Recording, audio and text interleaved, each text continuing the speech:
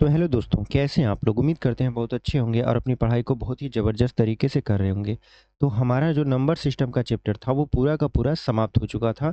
उसमें जितनी भी सवालें थी, जिनकी संभावनाएँ थी कि वो इस तरीके का सवाल पेपर में पूछ सकता है, हमने सारे टाइप को करवा दिया था। तो आज हम लोग अपना दूसरा चैप्टर पढ़ेंगे, जिसका नाम है साधारण एवं दशमलव भिन्न, ठीक है?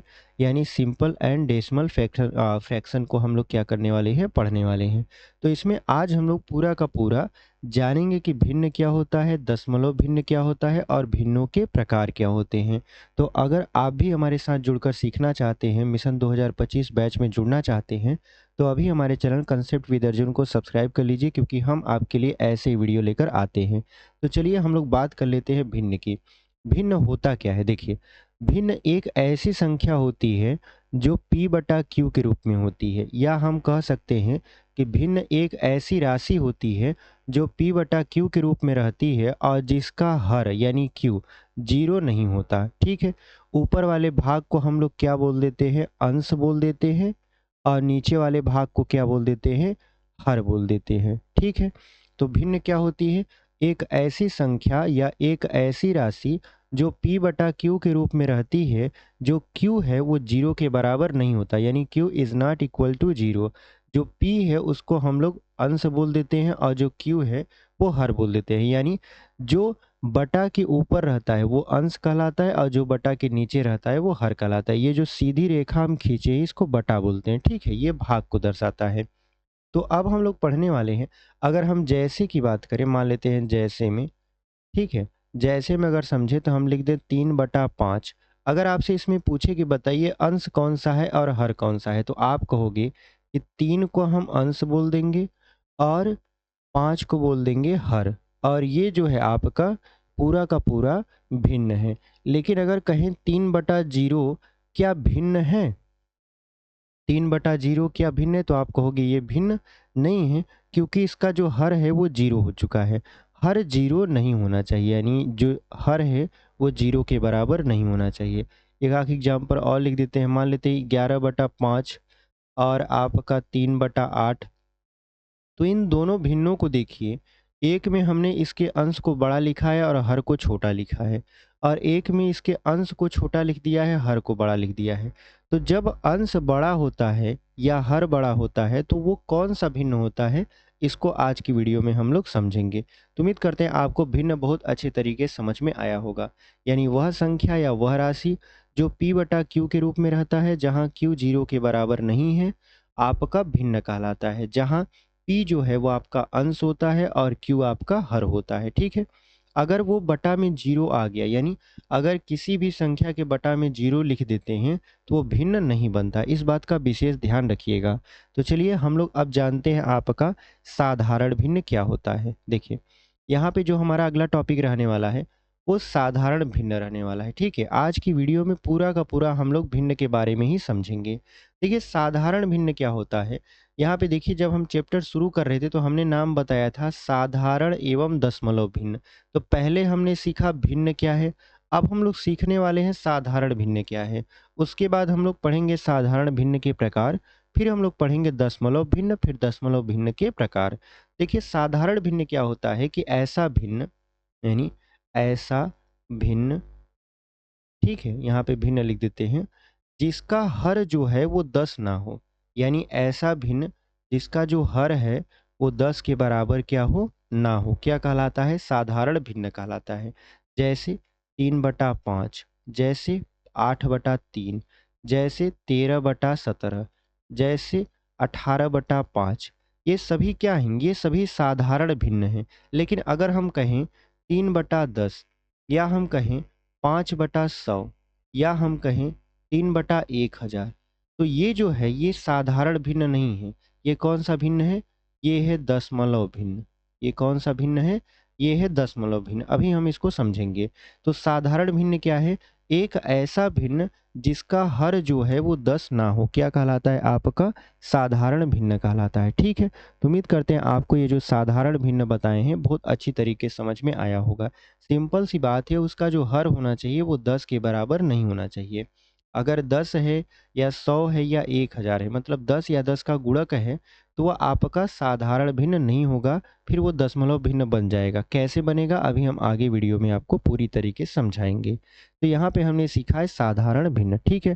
तो उम्मीद करते हैं आपको ये बहुत अच्छे तरीके से समझ में आया होगा। चलिए बढ़ देते हैं आगे। देखिए, आगे हम लोग पढ़ेंगे भिन्नों के प्रकार। अभी हम लोग साधारण भिन्न पढ़ रहे हैं, अभी दशमलव भिन्न नहीं पढ़े हैं।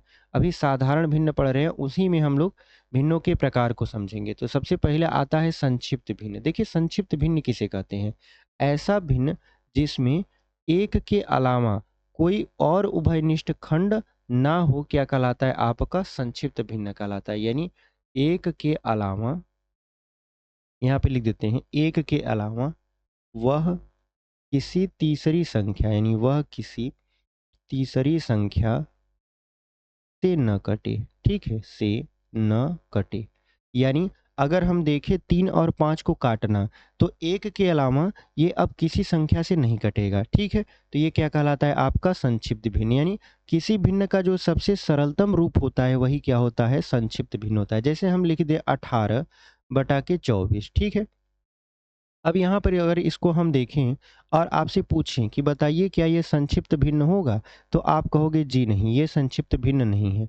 क्यों नहीं है? क्योंकि ये अपने सरलतम रूप में नहीं है। सरलतम रूप में कैसे होगा? तो ये देखिए, इसको आप ऐसी संख्या, यानी ऐसी बड़ी से बड़ी संख्या से काटिए कि जो इसका मान हो वो आपका पूरा का पूरा 1 के अलावा किसी और से विभाजित ना हो जाए। जैसे अगर हम इसको काटें, आप 6 से काट सकते हैं। 6 त्रिक 18 और 6 चौक 24। यानी जब 6 से 18 को काट दिए और 6 से 24 को काट दिए, तो मान आया 3/4। अब ये 1 के अलावा किसी और से नहीं कटेगा। तो ये जो है आपका पूरा का पूरा 3/4 संक्षिप्त भिन्न है। 18/24 संक्षिप्त भिन्न नहीं था, ठीक है? जैसे अगर हम लिख दें 3 बटा के मान लेते हैं 15 और आपसे पूछ ले कि बताइए ये संक्षिप्त भिन्न है कि नहीं?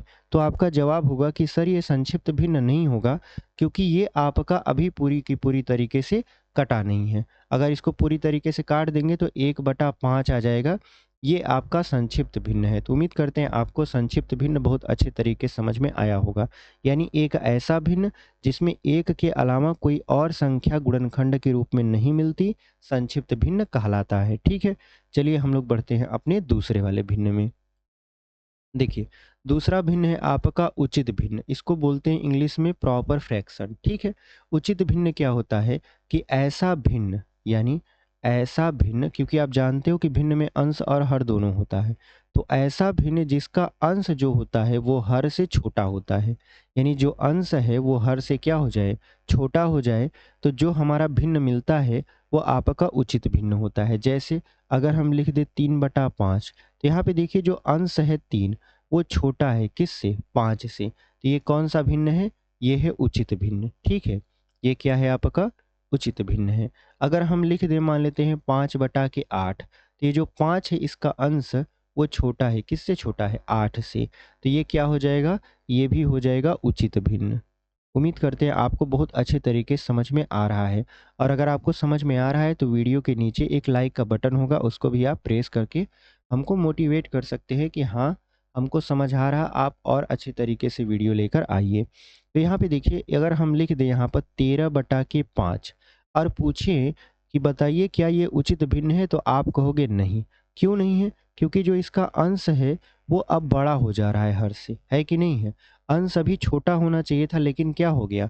बड़ा हो गया। इसी वजह से ये उचित भिन्न नहीं है। अगर हम लिखें यहाँ पे उचित भिन्न, तो ये आपका क्रॉस कर देंगे आप, क्योंकि ये उचित भिन्न नहीं है। तो उम्मीद करते हैं आपको उचित भिन्न बहुत अच्छे तरीके से समझ में आया होगा। उचित भिन्न क्या है? सिंपल सी बात है, जिसका अंश जो है वो हर से छोटा हो, उचित भिन्न कहलाता है। हमने आपको प्रॉपर तरीके से एग्जाम्पल देकर बता दिया है। अब चलिए हम लोग बात कर लेते हैं आगे। देखिए, आगे जो हमारा है वो है अनुचित भिन्न। अनुचित भिन्न का मतलब ये होता है कि इसका जो अंश होता है, यानी इस भिन्न का जो अंश होता है वो हर से बड़ा होता है, ठीक है? इस भिन्न का जो अंश होता है वो क्या होता है? हर से बड़ा होता है। अगर हम भिन्न की बात करें, जैसे अगर हम बात कर लें यहाँ पे 4/3, ठीक है? अगर हम 4/3 की बात करें, तो आप जानते हो 4 ऊपर है तो इसको अंश बोलते हैं, और ये जो 3 है ये नीचे है तो इसको बोलते हैं हर। तो यहाँ पे हम देख रहे हैं अंश, यानी 4 जो है वो 3 से क्या है? बड़ा है। तो ये आपका क्या हो जाएगा? उचित भिन्न, अनुचित भिन्न हो जाएगा, ठीक है? उचित नहीं।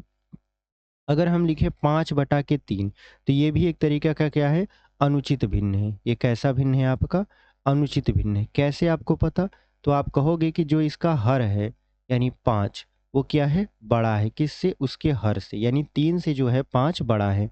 अगर हम बात करें 11/6 की, तो ये भी एक तरीके का क्या है, अनुचित भिन्न है। ये भी एक तरीका का क्या है, अनुचित भिन्न।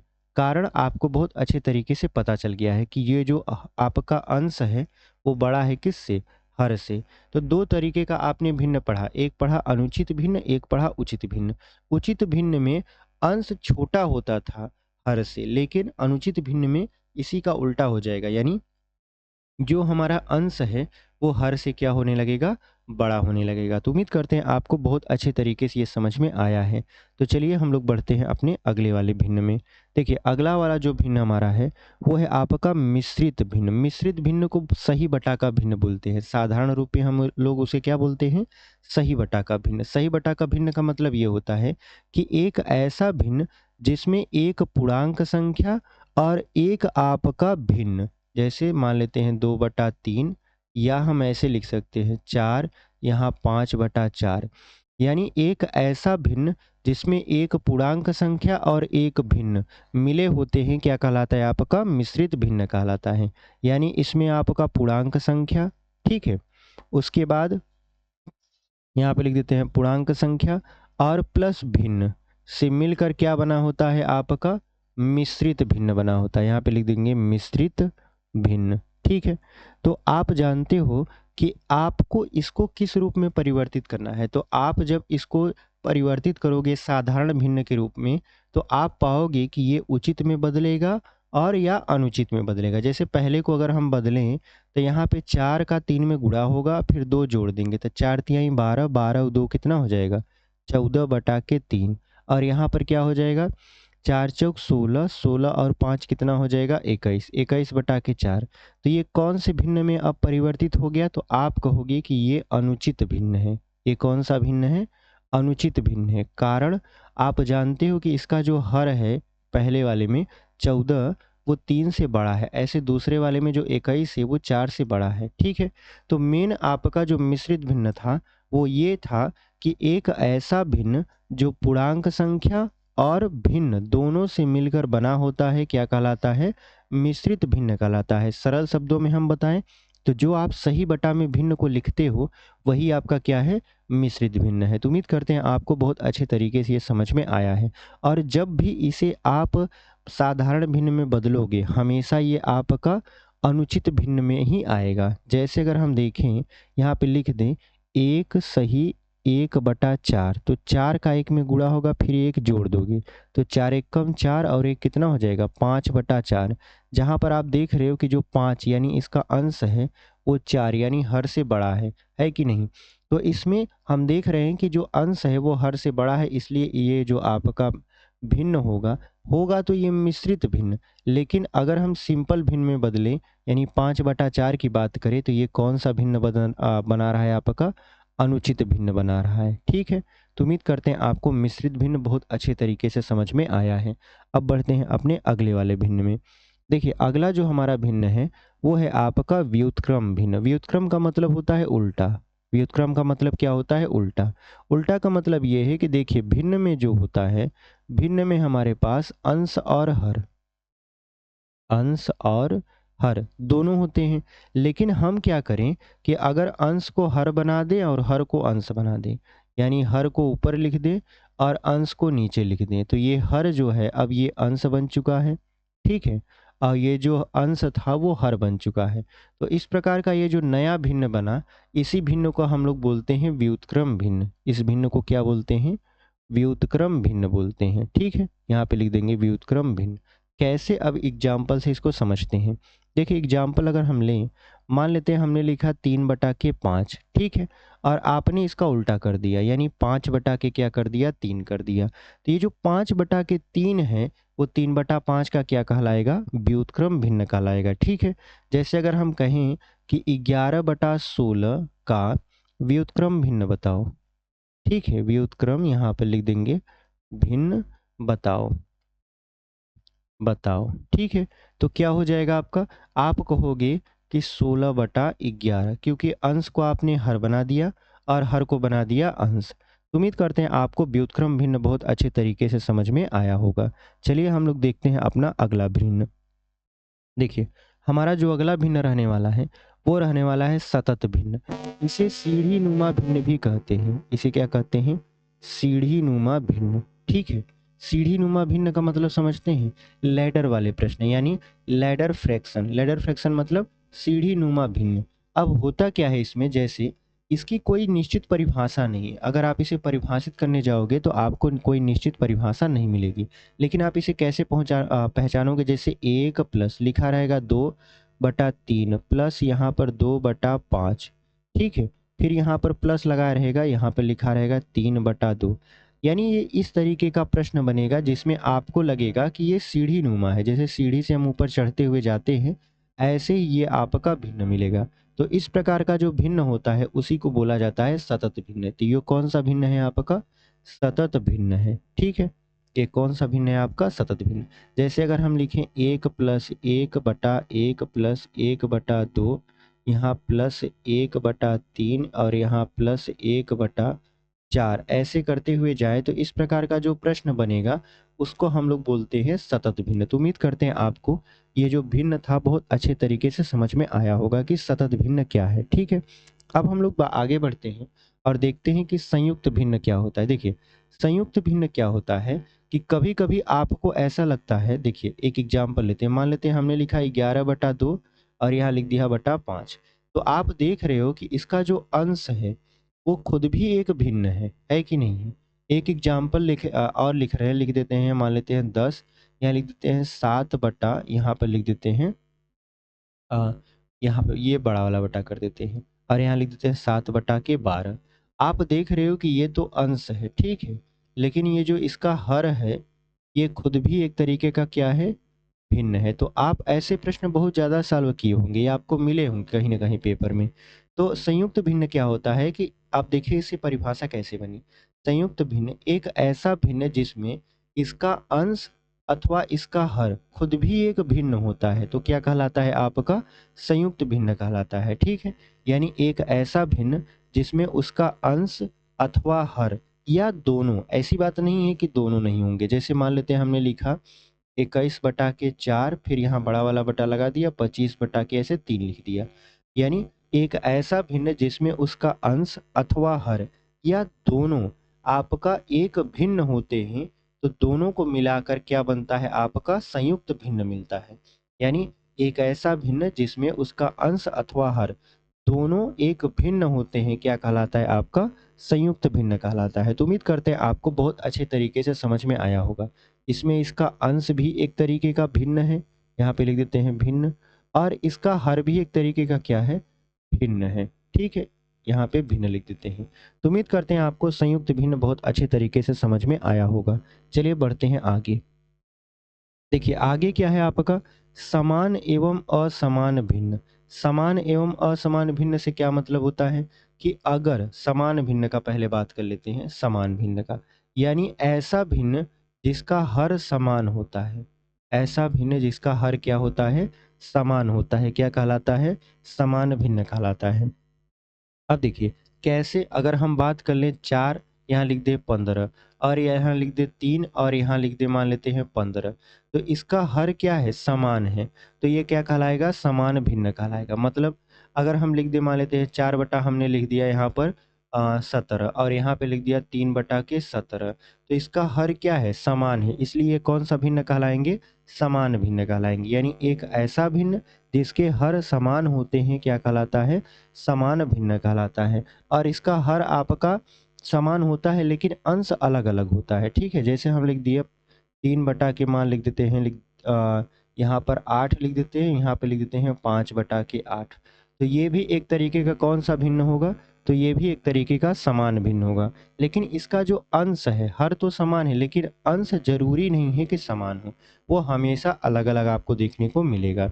अब बात कर लेते हैं असमान भिन्न की, ठीक है? असमान भिन्न क्या होता है? तो जस्ट इसका उल्टा, यानी समान भिन्न का उल्टा क्या होता है? असमान भिन्न। यानी ये क्या होता है?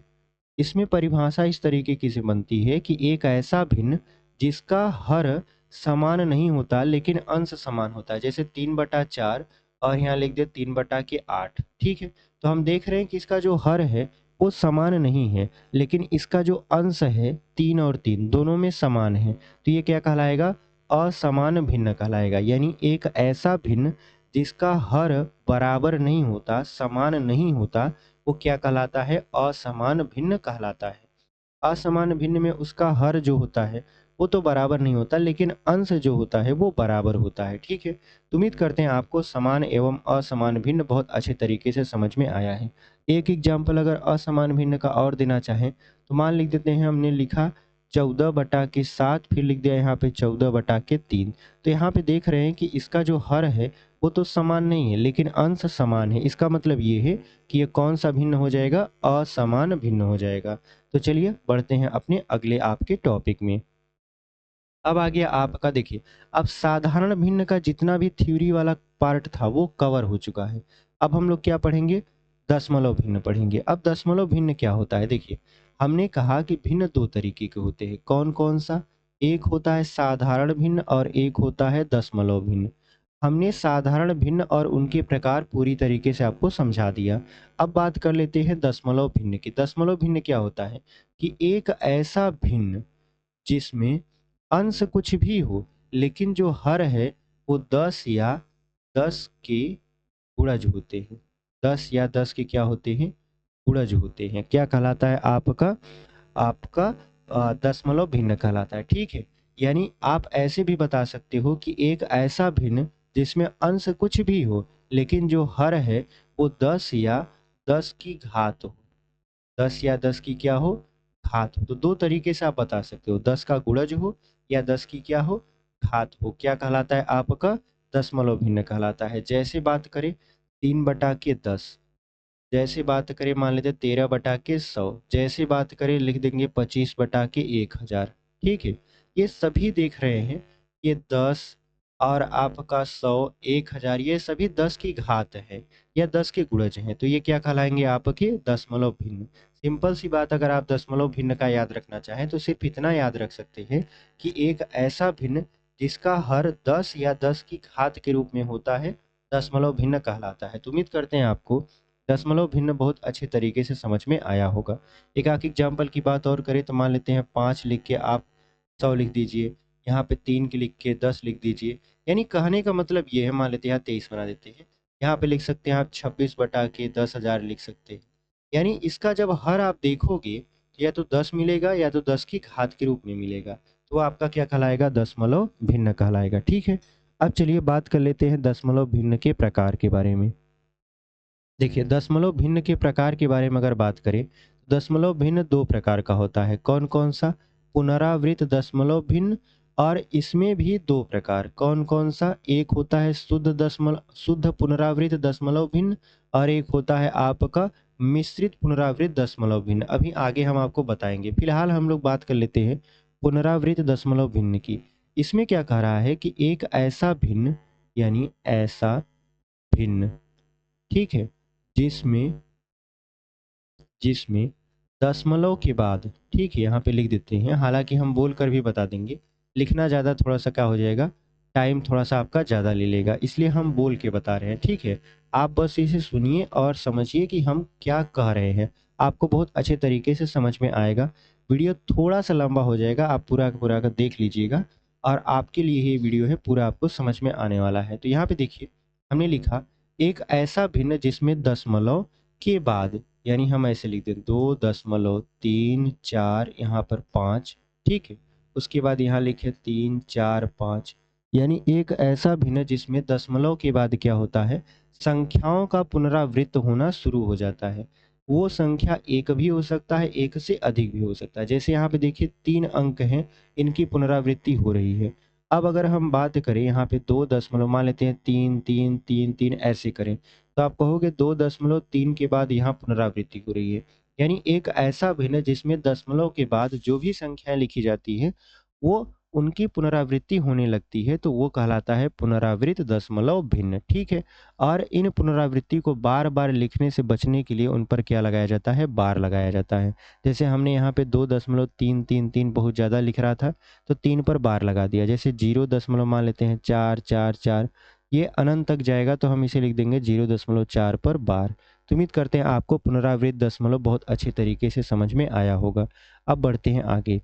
देखिए आगे आगे आपका शुद्ध पुनरावृत्त दशमलव भिन्न। अब शुद्ध पुनरावृत्त दशमलव भिन्न क्या होता है कि इसमें तो पुनरावृत्ति होगा लेकिन शुद्ध होगा। शुद्ध का मतलब ये होता है कि दशमलव के बाद जो भी संख्याएं आएंगी उन सभी का पुनरावृत्त होगा। जैसे यहाँ 4 आ रहा है तो 4 का पुनरावृत्त होगा तो यहाँ पे 0.4 पर बार लगा देंगे। जैसे मान लेते हैं 0.2 3 4 3, उसके बाद 4 3।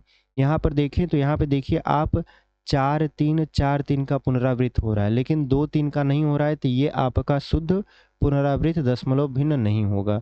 अगर हम बात करें, मान लेते हैं हमने लिखा 2.34, फिर लिखा 3 4 तो ये जो है आपका ये शुद्ध पुनरावृत्त दशमलव है, क्योंकि दशमलव के बाद जो अंक आ रहा है 3 4 उसका पूरा का पूरा पुनरावृत्त हो रहा है।